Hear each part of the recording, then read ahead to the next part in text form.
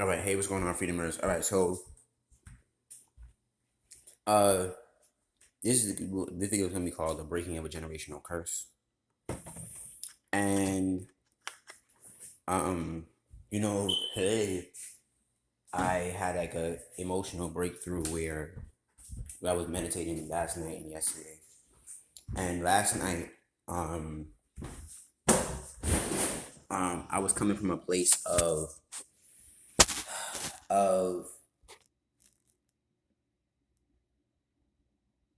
everything that you do is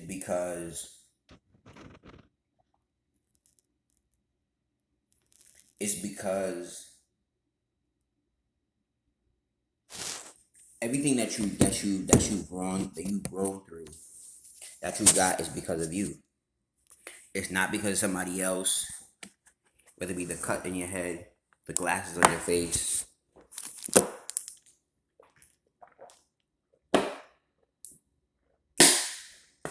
place you live. It's because of you.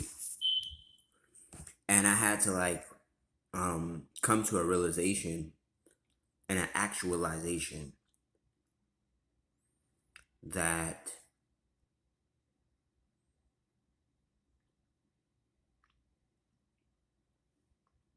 that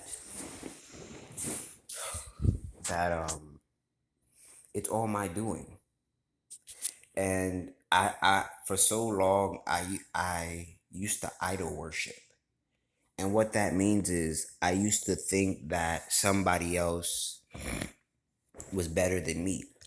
Somebody had some mysterious power that I did not have. Now, unless it's ruled by systems and like in other words, it's systems set in place or systems not even set. Let me not say that. It's systems created by other men with godlike power like me that were held down to oppress me, right? And I realized that today even I have the power. I'm breaking generational curses, and I realized that now more than ever because one of the curses in my family is everybody felt like um, they needed to have families first before they got into themselves. Like they went into the realm of can't. Like I find the two ways you develop yourself is either through the masculine or the feminine, right? Um, and that masculine being Capricorn or the feminine being Cancer. And I think those are I think those are the two cooperative energies or choices you have to make. I chose the route of Saturn. Um, I think before I even got on this planet, but my family chose my past generation chose the route of Cancer, and not even like um undoing their subconscious and becoming more. They just went straight into the family, right? And I went into Saturn. I went into career. I went into um discipline for me because my Saturn is in Pisces. Isolation, being a black sheep, a ostrich of the family, etc. And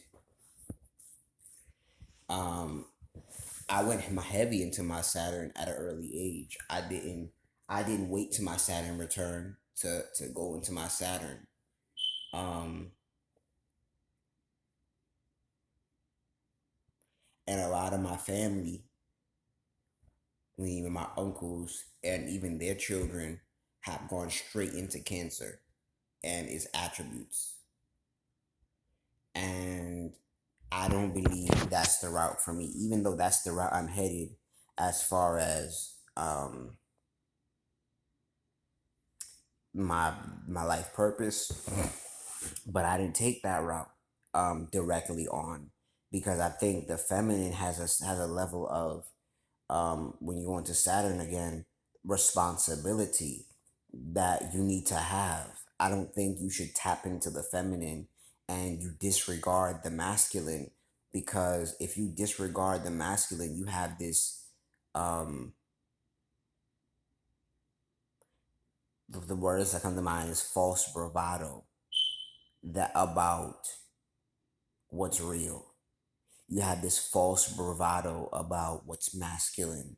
You have this false bravado of um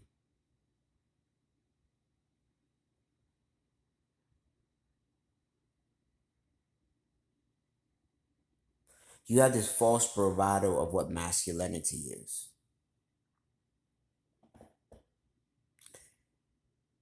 And um I think there comes a place where every man has to lay in his own bed. And I think I'm taking the level of spiritual responsibility first, and then emotional, spiritual and emotional responsibility first, before I go into family, home, culture, because I think there's a certain level of personal responsibility that I have to have first before, and it's in the eighth house, so it's even sexual responsibility that I have to have first before an ancestral responsibility that I have to have first.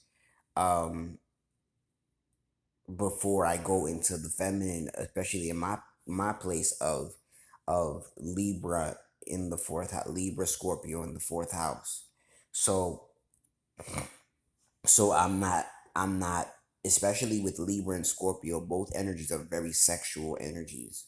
So because both energies are very sexual energies, the worst type of predicament you want to be in is every partnership that you're in is overly sex, and I've seen it. Wow, yo, that's crazy.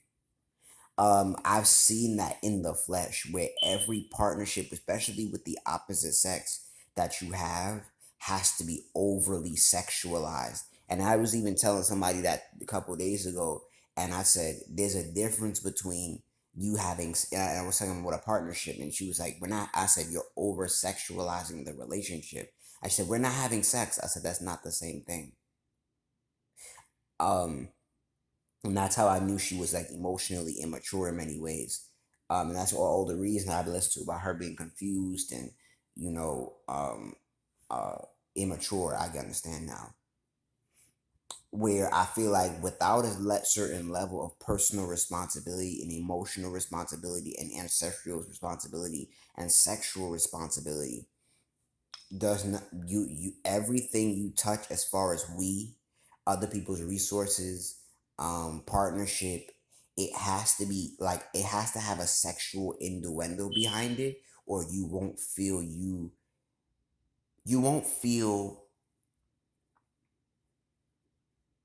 like you can treat that person decently.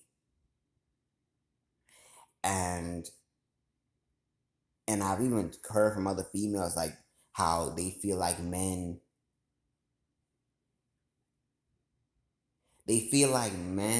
can't be in a relationship, can't have a platonic relationship with them, because everything has to be overly like sexualized. And like, I don't understand that. And partially because my sexual life is delayed. Yes, I watch porn, but I'm breaking that habit now. But outside of that, I don't have no sex. I'm a virgin by choice, because I feel like the world I'm gonna go in for, especially in my world, a lot of my partnerships are going to be with women. So if I can't control my sexual urges, that's going to be a problem. If I can't control my feelings, that's going to be a problem, because I'm going to meet very beautiful women, very curvaceous women, or just very charming, beautiful women. And if I'm always falling for um, what it looks like, or I have to have sex with them to get what I need. And I even said to myself um the other day, why do men feel like they need to manipulate women to get what they want? All my needs are met by women that I don't have to manipulate. Like, what that means is, whether it be the place I stay, whether it be the food that I eat, that with the food that I eat, the bills that's paid for me, meaning like, and I mean that's because that could easily get misconstrued, right? That means that most of my clients, most if not all of my clients are females or women. There was a woman who gave me a place to stay. There was a woman who who first gave me clothes to wear that I still wear when I first came down here. A woman showed me around Atlanta. A woman showed me, gave me the food that I just ate. And I feel like if you are always overly sexualizing women, I feel like you miss out on such a blessing of women, because everything has to be about sex, or it has to have some sexual like innuendo about it. It has to be some sexual agenda. And I feel like, why? Her femininity could bless you with so much. Like, she has resources and gifts and talents and connections and a softness and empathy and and with integrity that can work in your favor. But and you don't have to have her come on to you. And if you strong arm the relationship, and what that means is, meaning it doesn't go nowhere without your permission. Like, she can't come on to you, she can't nothing. And you're even willing to cut the relationship off if she don't get it straight. And I feel like if you always have to feel like you gotta have like a sexual connection or even possibility for you to have a relationship with the opposite sex, it's or a healthy relationship, not even say a relationship, but a healthy, powerful, long lasting, building relationship, it's disgusting. Like, you should be able to have your closest male friends take your daughter out, take your son out, and you trust them like if they're your own blood relatives. Not that now that's is that always true? No. No. But and vice versa with women. You should feel comfortable, safe. And I know um that's not always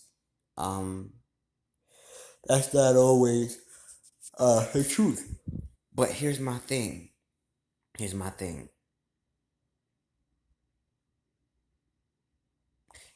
You should feel safe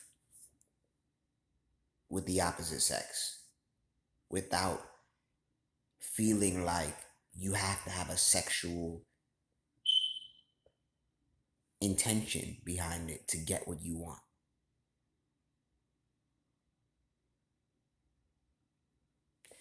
And as I learned, as I'm breaking generational curses in my business, like, I had to overcome, excuse me, I have to overcome doing for self, because it was so shamed upon to do for myself in my family, because and it was always told I was selfish, and which is not a problem for me.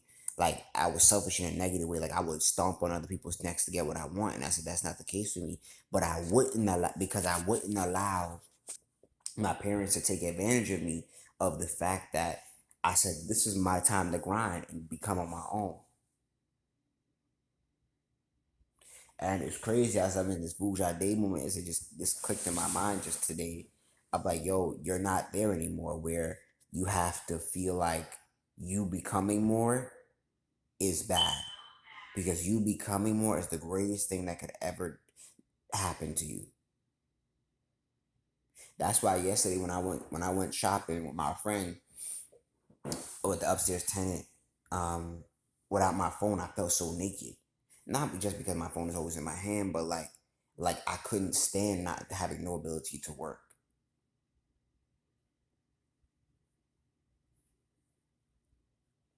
Get what I mean? But I think if I was more patient, things would have worked out better. But it worked out in its divine way. But still,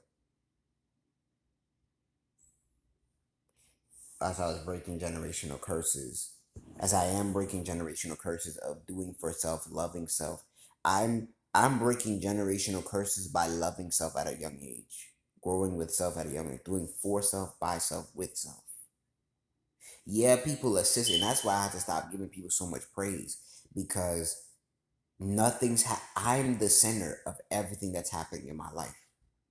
Everybody else is just a vessel, a tool, a stepping stool, a connection, but nothing works without me because I am the connection.